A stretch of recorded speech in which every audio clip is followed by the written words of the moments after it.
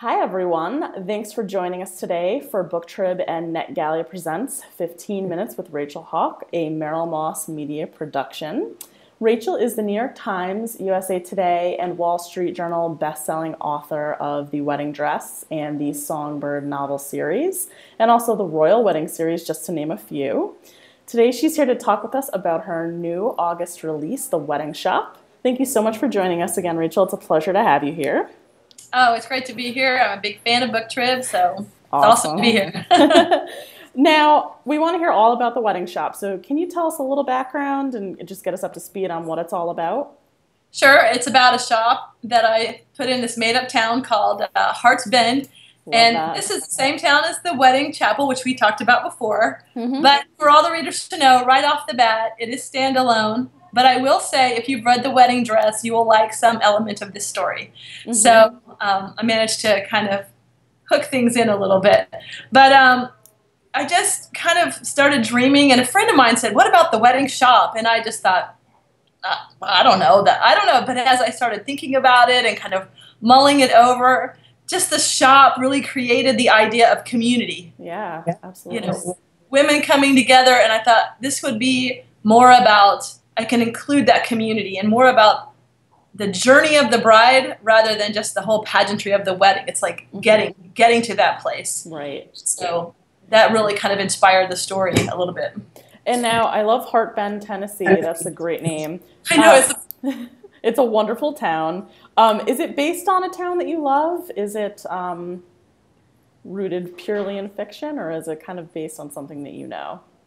You know what I like to say is that every story is out of some aspect of my life, whether I know it or not. So I've lived in several small towns in Oklahoma and Kentucky, and I actually lived in southern Florida, South Florida, and Homestead in the early 70s when, you know, it was pequeño. And so I feel like all of those things, and my dad was raised in a small town in southern Ohio called Portsmouth, and I feel like all of those elements come into the story. And then yeah, a whole lot of it's just fiction. What I believe to be the dream, that quintessential Main Street USA kind of thing. I love that.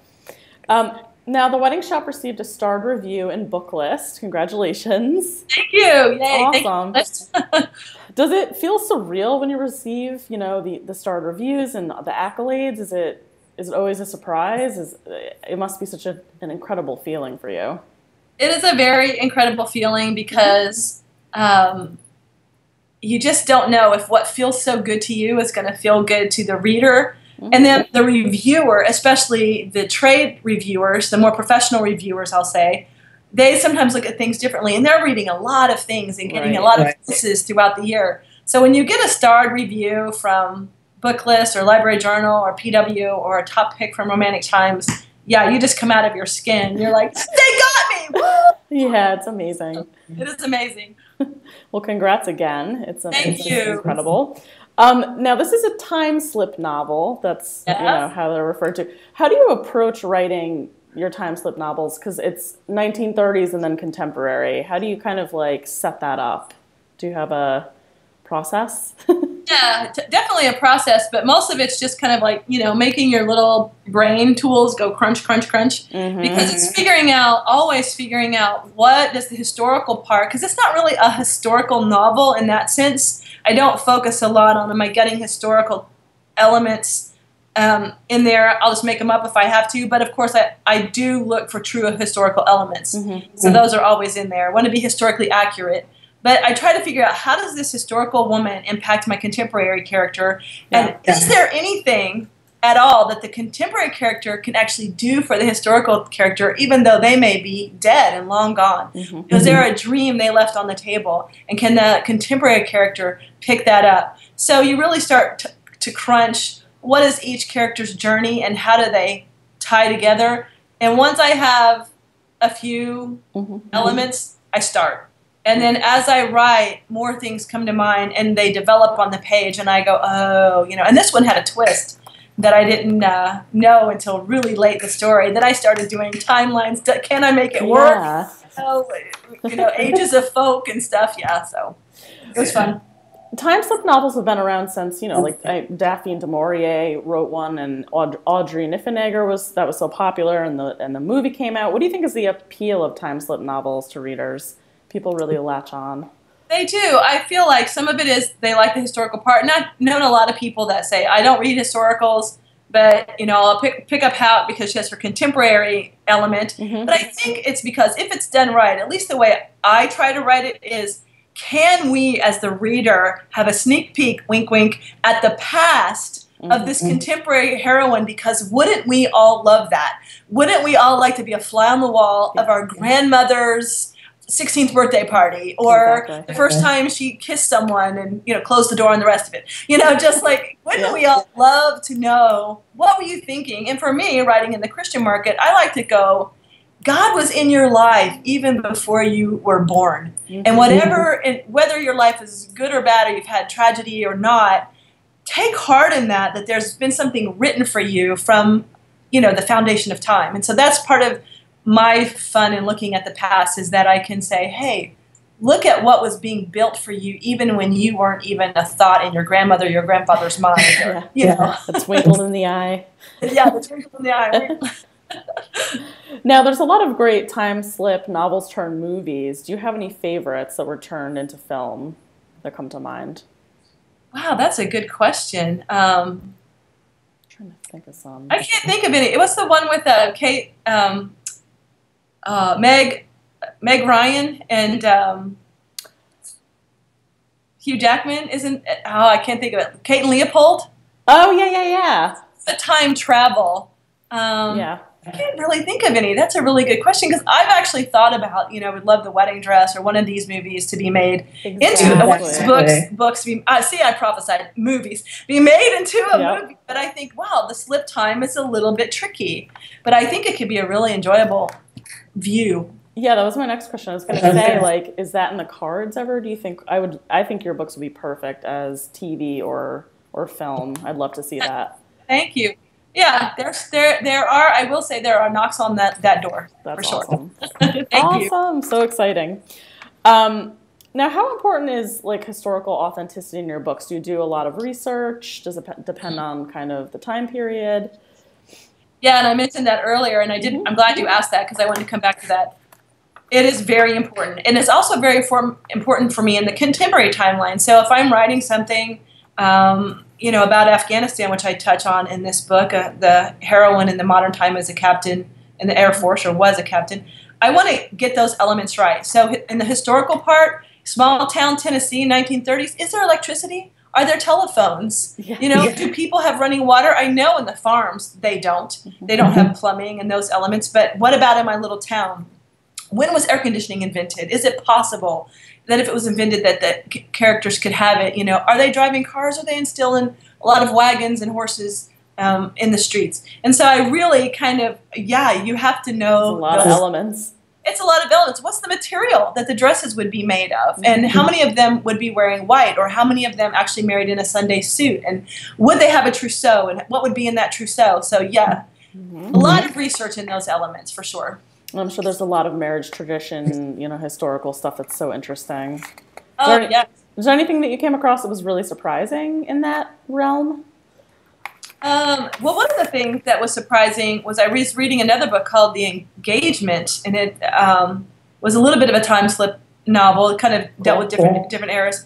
And diamond rings weren't all that popular. We kind of think that, we've always had diamond rings. But diamond rings really didn't start becoming popular until like the late 30s. So they used other gemstones as engagement rings because it was the De Beers diamond family that started advertising and making diamonds are forever. It came from that campaign, and that's how we started really becoming popular. So, did she have a diamond engagement ring? Would that be on the table? Things like that I really looked into. Yep, De Beers, and the rest is history. Yes, so true. Yeah. Now, can we go back a little bit? Can you tell us about when you first started, maybe not writing, but starting to read during the Christian fiction boom and kind of prepping yourself to be a writer, and a little bit about your first novel, which was, it was World War II? Can you tell us a little bit about? Epic World War II novel. Yeah. Well, to go way back, Yeah, I wanted to write since I was a kid. So, and my father used to tell me, Rachel, you're a writer, be a writer. And he just saw something in me. So I always say to parents, you know, look for that gem in your kid, even if they're driving you up the wall, and go, you know, Billy, you're a builder because you're tearing down my house and, you know, selling my wood. And so so that kind of just set me on a journey. And I was a big reader as a kid and into my teen years. And then I got married and I quit my job. And this was the early 90s. And Christian fiction was just starting to come about. And a lot of it was World War II novels. And so my father-in-law, who recently passed, was a sergeant in the Aleutians. Wow. And so I had this kind of first line connection. So I started writing this epic World War II novel set in the Aleutians. That's so cool. And yeah, and it was in the closet. It's my closet novel. But I took pieces of that for Love Starts with L, because one of the characters was a novelist or trying to write a novel. So I put some of that in Love Starts with L. So it didn't I didn't lose all of it. Yeah. But yeah, I just, from that point on, just started reading and writing. And for me, it was fun to be able to include elements of faith. And really, to be honest, in all honesty, it was just a little bit easier to break into in the beginning. Yeah. It really was. It was just a smaller market. You didn't need an agent. Everybody kind of knew everybody. So, you know, I'm like, well, I believe what they're writing, and it's easier to get into, and I feel like I could do it. And so I just kind of followed that path. Yeah, that's awesome. Now, how about your other series that you've written? I mentioned a few in the intro. What others have you worked on series-wise? Well, okay, I've done the Nashville series, the Nash Vegas series, which has been retitled. Those are very fun. Those are very, very fun. If you love the Nashville television show, which is coming back on CMT, pick up these books, because I will tell my husband, they read my book and took my stuff. I mean, they just really, although they're a lot more dramatic than I was, but it's really fun. I think I really nailed the music industry. And then there's the Low Country series that I wrote in Beaufort, South Carolina. Those are very fun. And then the books that I wrote with Sarah Evans, the country artist, the songbird novels. And those are a little bit more women's fiction with a romantic thread. And then we went on to the Royal Wedding series, well, The Wedding Dress, and then the Royal Wedding series, which is very fun, very, very fun. Yeah, I was going to mention Sarah Evans. What was that like working with her? Really fun. Yeah. She was, you know, she let me do my job, and my job was to take her ideas and put them on paper, and then she approved everything. Or if I had stuck on something or I wanted her input, she was always ready to give me input and talk to me about the ideas. And I would say, hey, I want to use this name, or hey, I want to do this thread. Like in the first book, I deal with a heavy topic of abortion, and I said, look, you're going to be the one out there talking about it. What do you feel about me taking the story in this direction? And which was already planned. And she's like, let's go and do it. So she was very, very easygoing. She's super fun lady. She's just really cool lady. I like her a lot. Dynamic duo in writing. Yeah, exactly right. I have people say, when are you and Sarah going to write more books together? Do you think you will, or is it not? I don't know. I feel like her main focus is her music, rightfully so. And I think I think if the opportunity came, we might. But at this point, we don't have anything in the works. But I'd be open to that. Awesome. Sarah, you hear that? Hi, Sarah. Hi.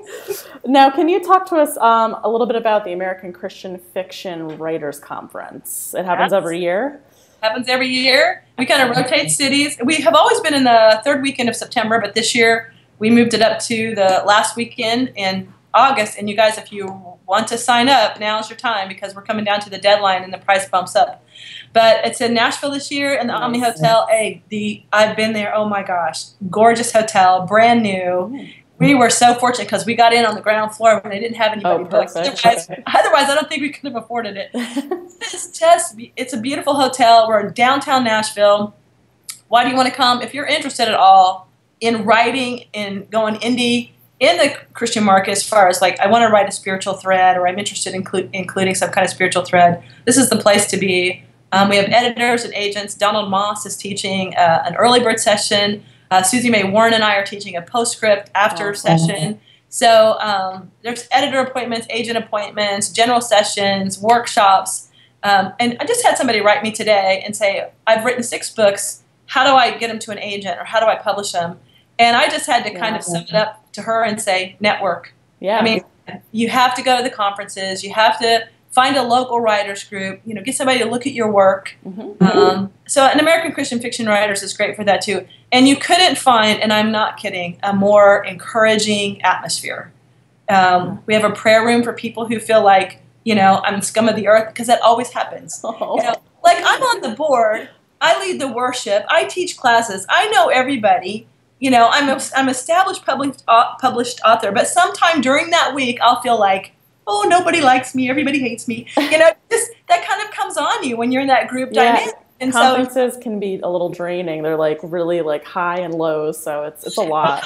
Or everybody's prettier than me, or how'd she lose so much weight and I gained it? Just those people dynamics happen to the best of us. Yeah. And so I say, but they're such an encouraging environment, and nobody has to go to their room and cry by themselves. Right. So nice little breather. Yes, anybody who's interested, go to acfw.com. Awesome. Thank you so much for sharing that. How about what's new with My Book Therapy? Are you still involved with that? Absolutely, absolutely. In fact, we have a live chat tonight for anybody. Awesome. For the premium members. But My Book Therapy is just continuing to advance. In fact, Susie is launching Novel Academy. So this is going to be another way for online training. If you're interested, again, in learning how to write, you don't have to be interested. You go, I don't care about the Christian market. Doesn't matter. We're going to teach you the craft. Cool. So Novel Academy is starting up soon. So if you go to booktherapy.com, and there are all kinds of articles and blogs and resources. And for a premium member, like less than $20 a month, so a couple of cups of coffee, you can be a premium member, and I'm telling you, you would not believe the videos, the training that she has, all the blogs that we've written, the team has written over the years. It is an invaluable resource. So be sure to check it out. Now, I wanted to move to the topic of just receiving letters from your readers. Are there any that you've ever, received that really moved you? Like anything that sticks out in your mind? Oh, yeah. Oh, totally, totally. I have several of those. That is what makes it worth it. And a couple years ago, I was going through a hard time physically, and it just kind of like this. And I also was on deadline, and I was miserable. I cannot tell you how miserable I was. And the Sunday after it all started happening, I was sitting in church, and I just looked at my email like you do during announcements. And I said, and this woman wrote me from Poland, and she said, I just read The Wedding Dress, and I want to tell you how much it moved me. And she just went on to talk about how much it impacted her life and how she finished the book and just sat and talked to God for a while and just felt close to Him. Wow. And, and that's just, when I wrote the book, did I know that would happen? Absolutely not. And those kinds of letters really undo me. And then a few weeks later, I had one from a 17-year-old girl in Brazil, and she also had just read The Wedding Dress in Portuguese. And she wrote me, and she was so excited. And I didn't know these kind of books existed. I'm going to tell all my friends. And then she says, and remember, I feel as creative as a rock. My emotions are trashed. I'm like, it was menopause. I'll just be frank. And it was just, and she said, tonight, I'm going to pray for you. And I just lost it. I just lost it. This 17-year-old girl in Brazil, in my hour of need, was going to pray for me, and she didn't even know. So those kinds of things fuel me as much as the stories fuel the reader. So yeah, that's amazing feedback. Yeah, it's amazing. They're rooting for you and your stories. Amen. They What's are. Better than that. Yeah. Nothing. Yeah. Now, what would you like your readers to take away from The Wedding Shop? I would like them to take away just always an entertaining read, an uplifting read, one that, again, makes them feel like, hey, if God is looking over these fictional characters, is He looking over me? And having confidence in that. And the other one is we deal a lot with family issues here and misconceptions of who we are to our parents, who we are to our friends and family. And so maybe people to stop and go, am I seeing my friend or my family member in the right way, or am I putting my assumptions on them? And just feeling hope about their life and their relationships is a good thing to take away from this book.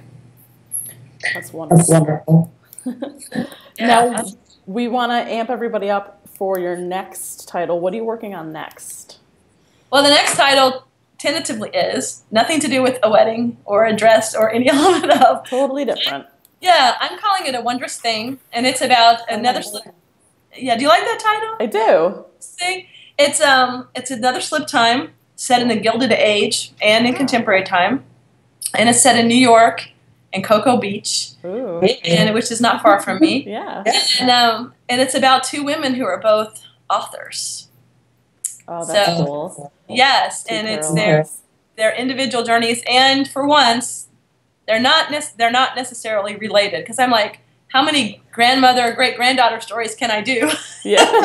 It's going to start to become trite here in a second. So I looked for a creative way to have these two women impact each other's lives without necessarily being blood related. So it's in the it's about to come to the rewrite mode here in a second. So, but I think it's going to be a really good book. It's really some really good elements to it. I love the Gilded Age idea. That's one of my favorite time periods. Very cool. Yeah, but that was a real challenge because everybody knows Astor's, the Vanderbilts, Fifth Avenue, the amazing wealth. But what else was going on in this time frame that in the Newport? Is there something besides Newport? And so I dug really deep. I must have bought 20 books just to skim and read and go through and go, is there a unique story in here that I can still be in the Gilded Age, or just I was 1903, but not necessarily be that Fifth Avenue crowd that every Gilded Age book is written about. So that was really fun. So exciting. You're busy. Yes. Unfortunately, we've come to the end of the questions, but I wanted to say thanks to everyone for watching. And if you haven't gotten your hands on a copy of The Wedding Shop, download it at netgalley.com. Absolutely. Thanks for having me. Thanks, Rachel. It's always great to talk to you. Take care, everybody. Bye.